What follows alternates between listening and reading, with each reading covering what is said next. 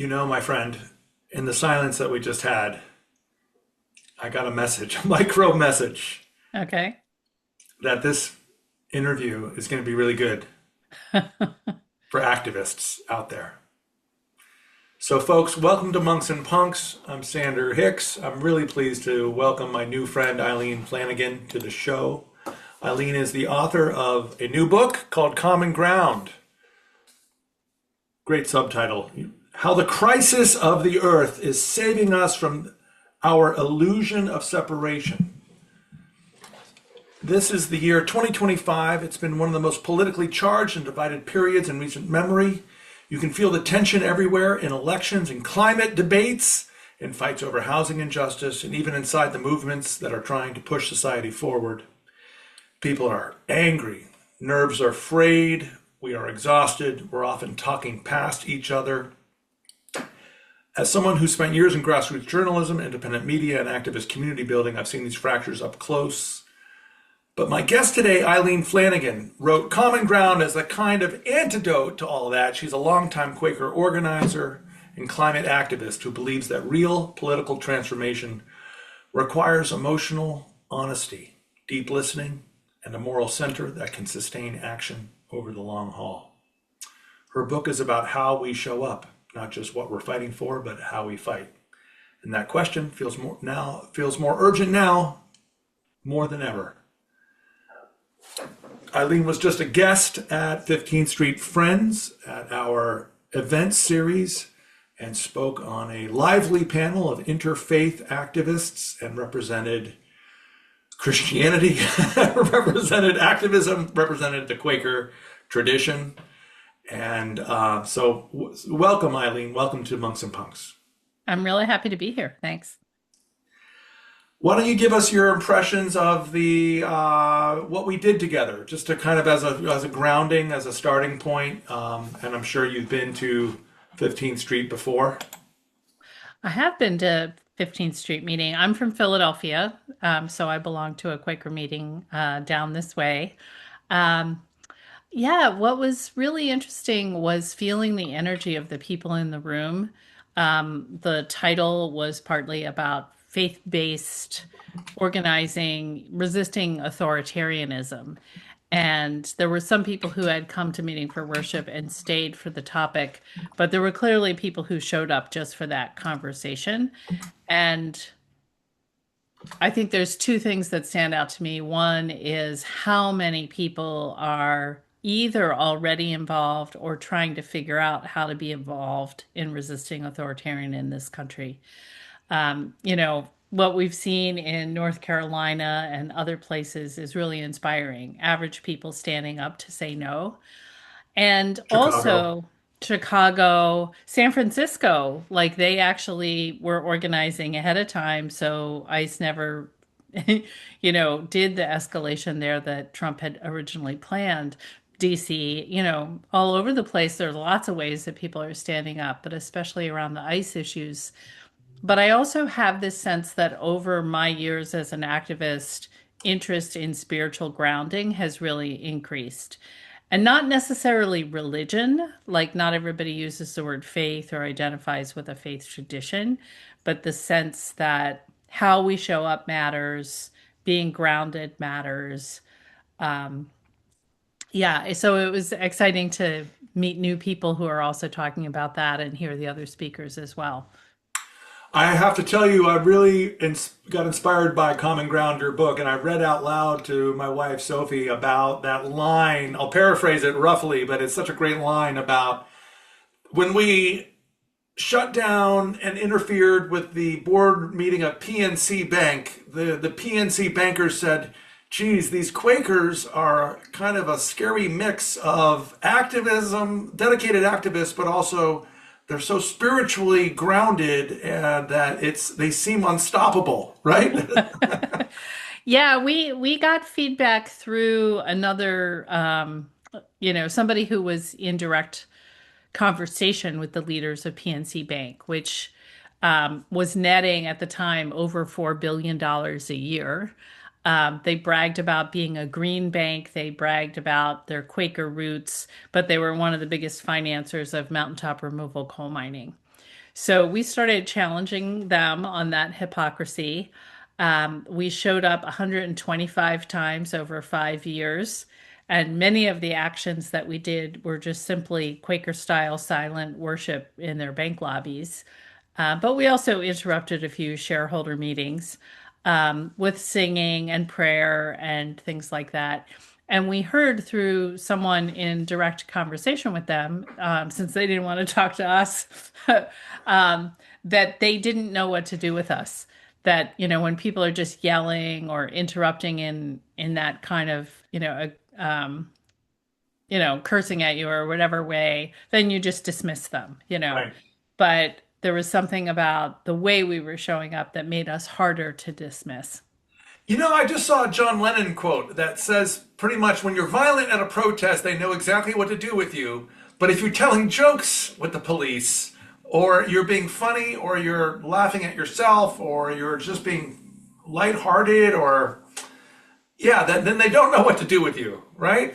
Yeah, that's true. And I want to be clear that I don't blame people for being angry at protests. I just want to slip that caveat in there. My Yeah. purpose isn't to tone police or say people shouldn't be angry. There's a shit ton to be angry about, Yeah. right?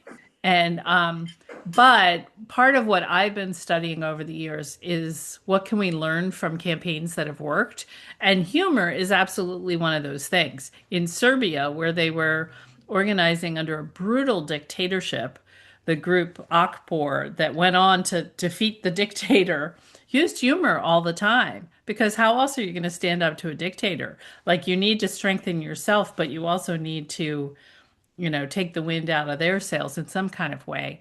So there are lots and lots of things people can do like that that are actually incredibly effective, as well as making activism more fun to be part of.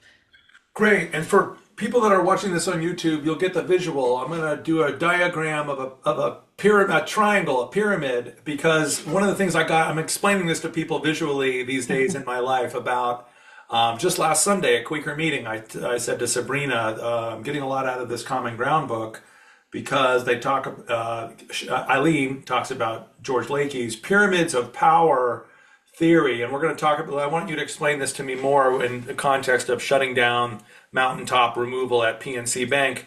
But most people think of power as a pyramid. It's got a big, strong base, and there's power at the top. But really, the paradigm is that the pyramid is inverted. The triangle is upside down, and you got all this weight up at the top. I mean, it's an engineering nightmare because it's all the weights at the top, and so then you've got to have these columns of support, and those are the finance and Sabrina said something like it's easier to change business sometime than it is government. Absolutely. But then I said, Absolutely. if you understand the pillars of support, then business is oftentimes a supporter of government and politicians. And so if you knock out these pillars of support, then you destabilize power. So tell me more about this. Yeah, you just explained it really, really well. So if you think about climate change, so let's just take the fossil fuel industry because they're the biggest contributors to climate change. Um, they're so big. Like Exxon a couple years ago netted $55 billion in a year. Like, how can you even conceive of taking them on? They have so much power. They're one of the biggest contributors to congressional committee chairs, all kinds of things, right? And they don't actually care about the public's opinion that much. They can succeed as a business without us loving them Right. because most of us are dependent on fossil fuels. So it's really hard to take on those powerful companies, but they rely on other pillars. So, like you say, the banking industry is a great example. The banking industry does need us to care about them, or not care about them, but they really rely on their PR because people are trusting them with their money. There are a lot of banks around. You can pretty easily change to a different one if you don't like what your bank is doing. And they have many, many customers, not only coal companies. So they have to please a broader spectrum of people, which means they are more vulnerable to public pressure, which is, and the coal companies, the oil companies really, really rely on banks to give them credit for major expansion projects. So it has become a major strategy of the climate movement because removing the money, and there's many trillions of dollars that have been divested from fossil fuels already, is a way of starting to weaken the system. Now, it's a long-term strategy. One of the examples I give when I teach this is South Africa. When I went to college, apartheid was, this brutal racist regime in South Africa. And in grad school, I became friends with South Africans. The first protests I went to, a lot of them were around this issue because the college where I was in grad school, there was a campaign to get the college to divest from Right. I remember companies when I was a kid, South there were African. shanty towns. People were doing kind of like occupy the sort of a pre-occupy, occupy the front steps of, and one or two students would have like a little shanty town they would set up and sort of live there for a while, right? Exactly. Yeah, yeah. So I remember at the time feeling that our campaign wasn't very effective because we didn't get our university to fully divest. What I didn't understand was it was part of a wide movement where lots of people were pushing against lots of pillars.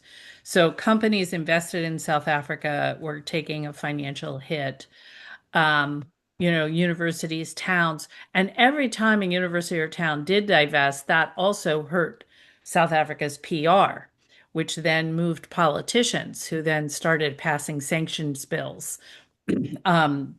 The US had given a lot of money to South Africa to support apartheid over the years. And meanwhile, in South Africa, people were tackling other pillars. The labor unions did amazing work. Women organized pass marches. Youth were striking from school. So all these institutions that were fundamental to the country were getting pressured from within and then from without too. And so then, if you weren't paying attention to that growing movement, it looked like apartheid just ended overnight, and Nelson Mandela was in jail for 27 years, and then he walked out. And although that was an incredible moment to watch, it was a long time coming, and it really was many people organizing these different levers that made it happen. Got So it. a lot of times, and so turning to authoritarianism today, we can see people are standing up to ICE. That's huge. But people are also standing up to the airline company that is working with ICE. So in a lot of cities Name that it. had Name it. What airline a, company? a Velo, Oh, it's a tiny, it's a smaller company in the Northeast, right? it's Yeah. a smaller company. They just shut down. They announced they're not flying on the West Coast anymore because they got so much protest over their partnership with ICE. They're flying trips to deport people who were snatched from our neighborhoods. And so that's an example of a company really getting a hit. Disney, the backlash against Disney when they Right. canceled Jimmy Kimmel, Right. I think it was 1.5 million people canceled their Disney subscription and 2 million canceled Hulu, which is owned by Disney, in less than a week, Sander. In less than a week, public pressure made their stock price drop by $5 billion. Right.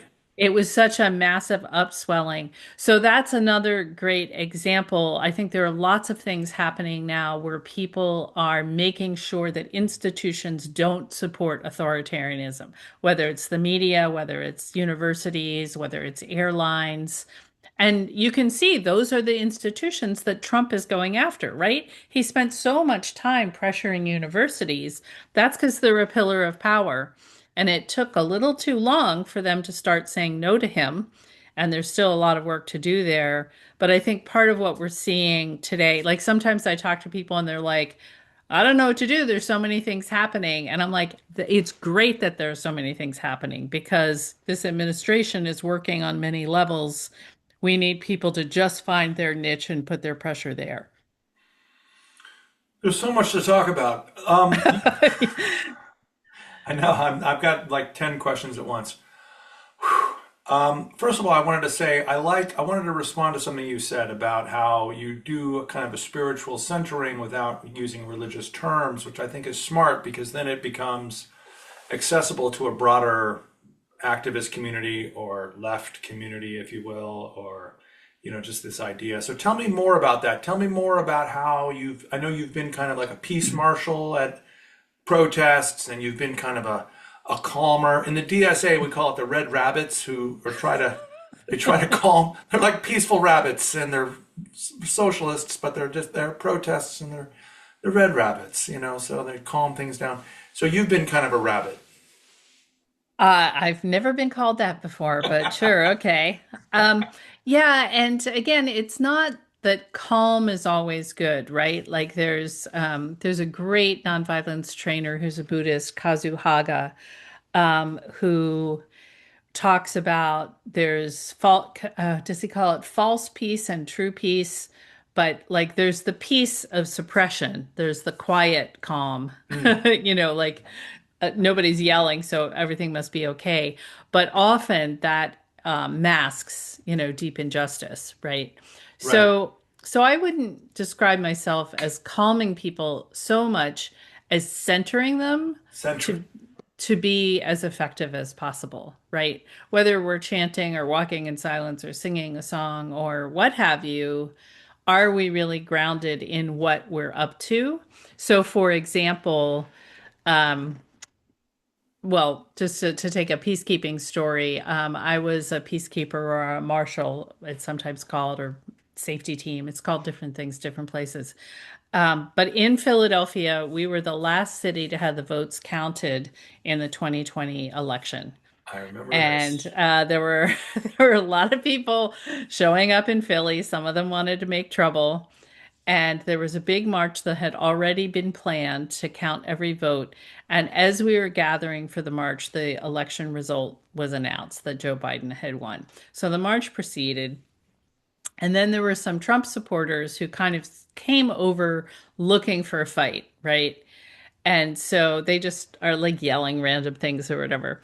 So my job was to stand in front of them and just look at the crowd and say, don't take the bait. Don't take the bait. Because everybody would see Trump supporters and they wanted to go in hot, right? Oh, let's just tell them what assholes they are or whatever. What's that going to accomplish? Nothing. It actually is going to give them what they want, which is attention. And so it was more about channeling people to like, the march is going that way. There's all this positive energy in the streets. Let's just keep the positive energy flowing and not get sucked into this thing. It's so So, funny you having that moment because I also was marching down Fifth Avenue with DSA and Jabari Brisport, and I just remember that moment, and it was such a relief that Biden had won, and it was a reprieve from the Trump administration. Before, on this note, since you mentioned a Buddhist peacemaker, I've always felt that your subtitle has kind of a Buddhist tinge to it because, as I said at our interfaith event, there's one of the Zen teachings is that the separation is from all beings is an illusion, and that we're all when you're alive, you're a part of a cosmic life mm. force more than you are a separate identity or separate entity. And this is kind of the heart of the Heart Sutra, which I don't know if you have a Zen Just a little bit. a little bit, yeah, a little taste of it. So were you deliberately trying to refer to the kind of the cosmic consciousness of the unity of all beings? And I've read in the book now. I know a little bit more about the subtitle, and I know it's not really an overt reference to Zen the way that I was talking about it at the event. But so go ahead. So here's what's interesting about that to me. It's not an overt reference to Zen, but after I received those words, and I'll tell the story in a second, I began hearing them many more places. Ah, There's a indigenous writer, Penobscot writer, Sherry Mitchell, who talks repeatedly about the illusion of separation in her book, Sacred Instructions, which is about indigenous wisdom for, living in a changing world. Last week, I heard a Palestinian woman with Combatants for Peace use the very same phrase. And I did not hear that 10 years ago when I first heard this message in 2014. So, for listeners who aren't familiar with Quakers, we sometimes talk about a message as like words that come to us that feel like they're from beyond our own consciousness, whether it's the cosmic whatever or spirit or whatever The language you voice of use for it, God, the voice of God, however you think about it. or Dharma, or Allah, or the Great Yeah. Spirit, or yeah, But it's not just what I was thinking this morning when I read the New York Times. It's like coming from beyond that place. right. And I was at this gathering of yeah, it was a Quaker-led gathering, and we were invited to envision what our vision of living in right relationship was, which is a phrase people sometimes use, and that phrase itself kind of implies our relationship with the earth, our relationship with other human beings, and it can also imply our relationship to a greater spiritual power.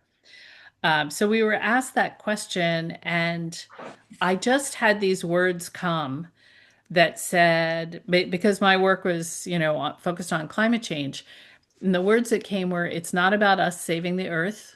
The earth will survive whether we do or not. But the crisis of the earth is saving us from our illusion of separation. And what I thought of immediately and spoke about when the mic came to me was these stories I was hearing of different groups of people getting together to protect the earth.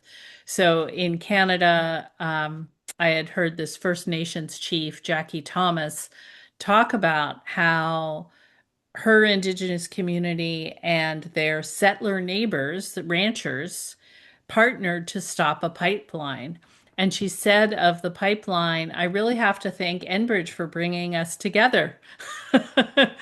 She said, I've never in my life seen white and native work together. And you said you had George Lakey on. I was actually standing next to George Lakey as we were listening to this speech, and his white eyebrows went up. And he said, she's never seen white and native work together in her life. That's amazing. But I kept hearing stories from South Africa, from different places, and I was like, wow, this is amazing. These historic rifts that have done so much harm, some of the deepest separations between people. Could our environmental problems and the climate crisis actually help us mend those in doing the work of protecting the earth? So that's what got me started writing about the book. But as I wrote, as I said, I ran into Sherry Mitchell when I went to India. People said, like, oh, yeah, this is an Indian idea. In Sanskrit, it says the world is one family. I kept hearing it in different ways, different places, to refer to other species that humans think that we're separate from and above the mosquitoes and the the birds and everything else, but what we're doing to the planet is affecting them, and how they thrive affects us. It certainly applies to other human beings, whether it's that what we're doing affects India and vice versa. But it also is really local. I ran into a lot of places in interviewing the book where racial division and class division kept people from understanding that just because I'm not living right next to the oil refinery, what's happening to the people who live right next to the oil refinery is also happening to my kids. I just don't smell the chemicals and see the flares and hear the alarm sirens. So I don't realize that that's why my kid has asthma, which is a real story. My kid got asthma when she was 5. We went to the emergency room and I asked the nurse, why is this happening? And she said, well, probably pollution. And I didn't understand that Philadelphia had one of the oldest, most polluting oil refineries in the country. Right. So it's that level. And then for me, it is also the spiritual level, that whatever language you use for it, I think we are all connected there. And that actually gives us a way to talk about our connection without denying the fact that the people who live closer to the refinery are getting a worse dose of the pollution than I am. Right. So one of the things I grapple with in the book is, how do we how do we find common ground and talk about what unites us without sugarcoating the really unfair disparities between communities? Got it. Um, so for me, it's on all that. So I love hearing your Buddhist take on it, and I do think the Buddhists are more explicit about that illusion, but I do think it runs through all faiths in some kind of way. Well, I hope you'll come back to New York in July. I have a peace retreat, and we get together friends and big F friends, Quakers and Buddhists and activists, and sometimes some DSA people. But I had this little insight that, like, I've been wrestling with this idea of separation, wrestling with this idea of, letting go of your identity, and, that your identity is not really the truth about you, and that there's a higher truth about you. And so I just had a little micro insight this summer that, because we had such a great retreat this year with improv theater and poetry reading and poetry studying and lots of meditation and just a lot of great community. And I just said, like, that's where we are. We are really in our interconnectedness and our connections of being on stage and, like, making stuff up together or making up poetry together, connecting. It's our connections where we are. It's not me, myself, and I, or how do I think about my own self. So yeah, Buddhists talk about the illusion of the self.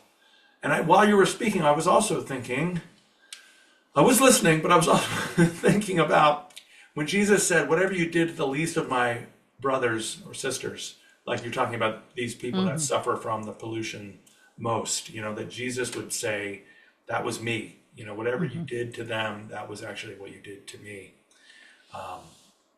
I wonder sometimes about Jesus's influences from Buddhism. Mm. But that might be outside the scope of our conversation today. You mentioned George Lakey. I'd like to dwell a little bit. He's a friend, and he's been a part of my nonviolence conferences online. And he's a great guy. He's also an author and an elder to us. Mm. He recently spoke at 15th Street. Tell us about your, I don't know, maybe top three things you've learned from him. Oh, George. Yeah, George just turned 88. Wow, God love him. Yeah, I've learned a lot from him. So in that category, I'll say that for me, he's a model of thoughtful and engaged aging. He doesn't do as much as he used to. He knows that he can't, but he's so excited about these times because his reading of history is that in times of great social conflict, that's when the most progress happens. Polarization. Most people think it's a Yes. pejorative. George loves it. George loves it. George loves it. So engaged aging is something that I've learned from him. Um, I think the idea of strategy, when I came to Quakerism, I was already an activist, and I had had my first activist job and felt kind of disillusioned when I realized the organization wasn't really truthful about what they accomplished. Mm. Um, and so I was excited to explore Quaker activism, but I started going to peace vigils and other things that felt, well, sometimes we use the term witnessing. I dragged my kids to all these peace vigils around the invasion of Iraq and just gradually started to feel like this isn't doing anything. I am showing that I disagree, but we're not doing anything that could potentially stop the war or save even a single life. And I didn't know what it was that I was missing until I met George Lakey and heard him talk about nonviolent direct action. And it was actually a speech by George that became the birth of Equate, Earthquaker Action Team, the group I work with a lot. Um, and he told all these stories about Quakers in the past, sailing into where they were doing nuclear testing and putting their bodies in the way, which actually contributed to the end of nuclear testing in the Pacific. And after telling some of these kind of stories of effective Quaker activism that was bold and spiritually grounded, he said, if we really believe the climate crisis is going to be catastrophic, shouldn't we try the kinds of strategies that have worked in the past? And that just was a mic drop moment for me and for a lot of other people in Philadelphia yearly meeting. And that really became the beginning of Equate. How can we apply what history shows can be really effective? It's not the only thing that can be effective. Often different roles reinforce each other, but having some people willing to break the rules or be disruptive is key. And so that was a major learning from George. We're talking here about civil disobedience, direct action. Civil disobedience is one form of it that involves explicitly breaking the law. But for example, our actions with PNC, many of them we would go in, we would sit down, we would have meeting for worship, they would call the cops, and then we would leave when the cops told us to. So that wouldn't count as civil disobedience by most definitions because it takes a lot of effort to get arrested 125 times, so we didn't do it every single action. Right. But it was still just nonviolent direct action because it was directly interrupting or interfering, with the business we were trying to pressure. And I guess I would say the power of music and humor, as we said at the beginning, are Right. two of the things that Equate has a lot of singing. And I don't think that was just George. There were other people who were founders who were big singers, but it's definitely part of our DNA that you need those other forms of expression to build community, to be powerful. So one of the shareholder meetings we interrupted with PNC, everybody was having kind of like silent Quaker meeting for worship, but every time they read the name of a board member of the bank, people would stand up and sing the old Union song, "Which Side Are You On?" So that's more memorable, I think, for the bank people as well as for us, than just, standing up and yelling at them. Great. And tell us more about who are some inspiring activists from Quaker history going back 400 years or Oh, so. wow. Yeah. Tell us some, maybe people, maybe mainstream religious or Quaker people don't even know about some of these people. Like in our meeting, we uh, just recently learned about Benjamin Lay, and Right. I started hearing his name everywhere. The early abolitionist performance artist dwarf who got kicked out of Quaker meetings for being so cool. Yeah, he was definitely a rebel in anti-slavery work. And I think what I want to say instead of naming famous individuals is talk about moments where Quaker activism really stands out because it was often many people who aren't necessarily remembered. So the first generation of Quakers, 11,000 people went to jail and 400 died in jail protesting for religious liberty. So that meant refusing to pay tithes to the Church of England, refusing to bow to their social superiors, refusing to stop Quaker worship. They were labeled heretics because women could preach, God forbid, Yeah. you know. So there were all these things that the early Friends did, and George Fox is famous, and a few others are Margaret Fell, a few others are famous from that era. But to me, what's incredible, and especially in this moment, is it's not just one or two famous people that we need. We need thousands of people moved by spirit or conscience or whatever, inspired by other people doing it, taking those risks. And they did win religious liberty in England because of that. Mary Dyer is a famous one Yeah. in the United Hung in States Boston, right? who was hung in Boston for refusing to stop preaching. So that's another example of what we often call non-cooperation in activist lingo. They tell you to stop and you don't stop. Right. But it also involved many Quakers who helped on the Underground Railroad and many non-Quakers who didn't, Black folks who were housing people on the Underground Railroad generally kept fewer records than Quakers because it was so dangerous to be caught. But after the Fugitive Slave Act, to house people running away, whoever you were, was really, really dangerous. You were breaking a federal law to house people, and there were folks who did that. I recently read a journal, and now I totally forget the people's names. I'm sorry.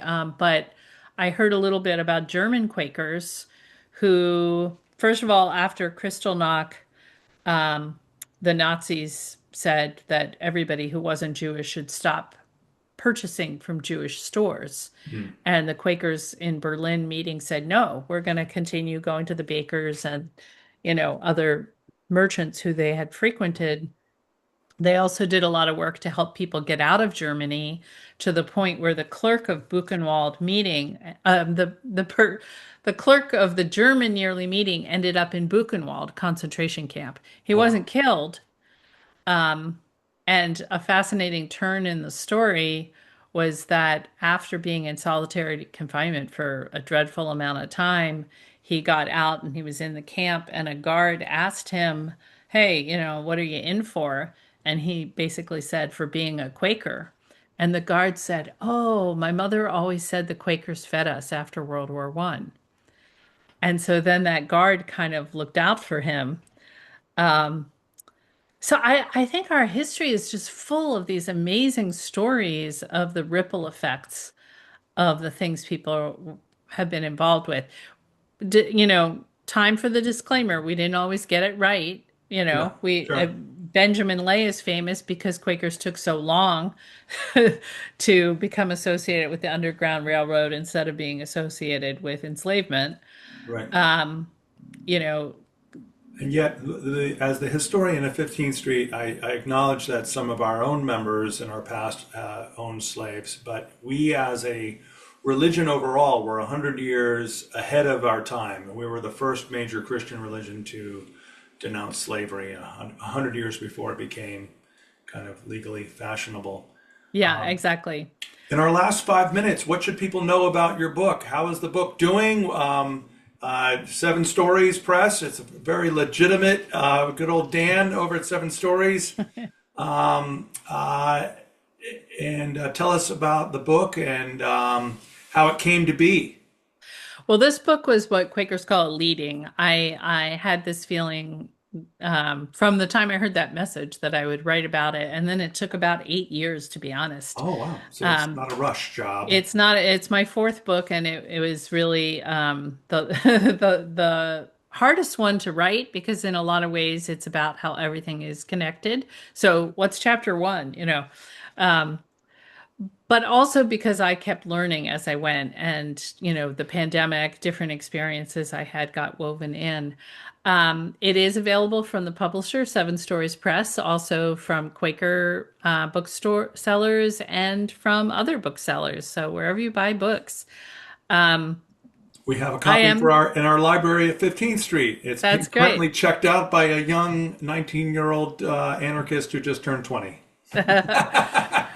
Um, the other thing I'll say, because you said you're enjoying reading it, I have this ambivalent relationship with publicity in the world. I'd rather talk about the issues than the publicity part. But I have heard from my publisher that it's helpful when people write reviews on sites like Goodreads Absolutely. or Goodreads. even Amazon. If that's not where you buy the book, How you can dare you still. mention a defense contractor on my show? We are a pure show.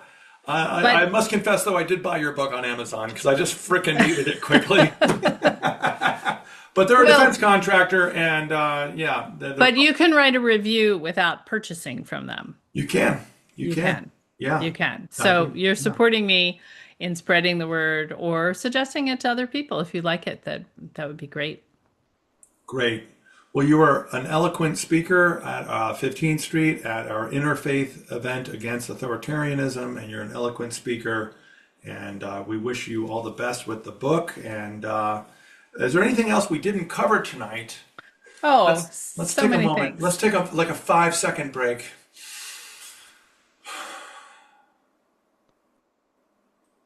and center down and just search your heart.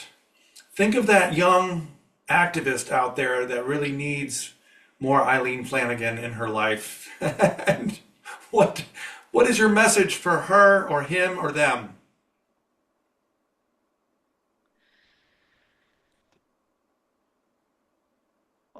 What's coming to me is we've got this kind of.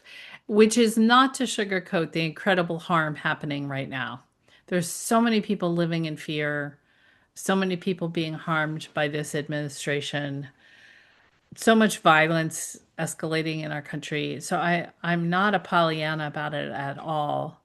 But being on tour for the book, I've done trainings in different cities across the country, and everywhere I go, I hear people saying, "Hey, you know what? 10,000 people showed up to No Kings in Cincinnati." Everywhere I've gone, I've heard stories about more and more people eager to stand up for our best values, to stand up for their neighbors, to stand up for themselves. And I am heartened by that. I don't think we're out of the woods by a long shot, but I think if we care for each other and we encourage each other to be brave and sing together in the streets, that there's a lot more we can accomplish than what anybody's teacher told them in school. Absolutely. Yeah, and I think my message, what I've been thinking about today, thinking about the next big thing in my own life, is like it's so great when your activism can become your full-time vocation. And you're not just doing it on nights and weekends, but you can figure out a way to live your life that create a job for yourself or join a cooperative or or a collaborative or some sort of partnership or venture that is socially focused, and then you can feel that you're making an impact 40 hours a week, rather than just that's just an idle thought. But your thought is great. We got this. There's so much joy to activism. You bring it, and that's something I'm getting from Common Ground, your book. I'm going to write a great review. I'm going to write a glowing review. Quite possibly the most powerful book in English today. Oh, wow. Okay. Yeah, I'll have to share that on social media. exactly. That's one hell of a blurb. No, but seriously, thank you for doing this work. Thank you for centering people. Thank you for your nonviolent direct activism and civil disobedience, and also sometimes being the writer who's on the inside, who paid $400 to get the ticket to the conference so that she can write about the The activism. oil, Yeah, that's a reference to the oil and gas industry conference that I that yeah, I attended. yeah, yeah. Great, Eileen. Great talking to you, and talk to you soon. Good luck with the book. All right. Thanks so much, Sander. Bye. Bye.